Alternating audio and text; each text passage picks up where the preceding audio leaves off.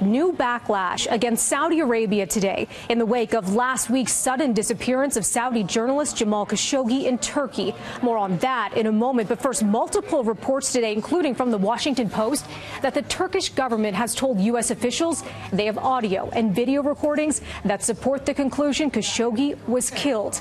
And today, Justin Trudeau expressing his concern. And we join with our allies around the world in expressing serious issues with these reports. CCTV footage obtained by Turkish media shows a Saudi journalist entering the consulate in Istanbul on October 2nd to pick up papers for his upcoming wedding.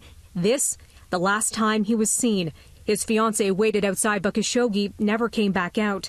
Turkish sources believe Khashoggi, a prominent critic of Saudi policies and the kingdom's royal family, was killed inside. A delegation from Saudi Arabia is reportedly now in Turkey as part of investigation into the journalist's disappearance.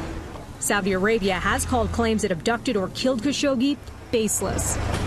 Donald Trump saying yesterday his government is working with Turkey and Saudi Arabia on the case. It's not our country, it's in Turkey, and it's not a citizen as I understand it.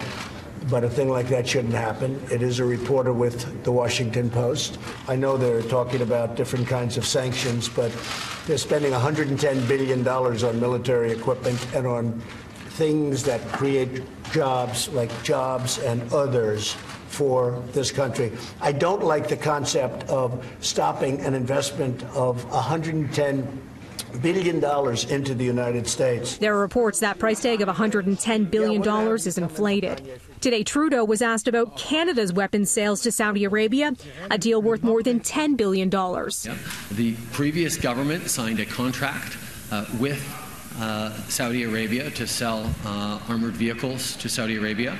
We respected that contract, but at the same time brought in significantly new and strengthened measures around transparency, around accountability, in ensuring that on a go-forward basis, we are making sure that Canadians' expectations and laws are always being followed.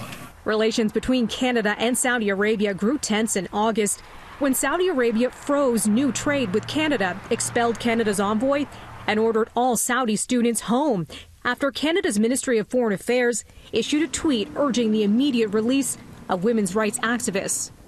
As for new backlash against Saudi Arabia over Khashoggi, a number of media companies like the New York Times and other businesses like Viacom are pulling out of a high-profile business conference in the kingdom set for later this month.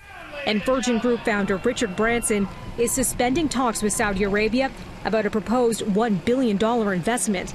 Branson issuing a statement today saying in part, what has reportedly happened in Turkey around the disappearance of journalist Jamal Khashoggi, if proved true, would clearly change the ability of any of us in the West to do business with the Saudi government.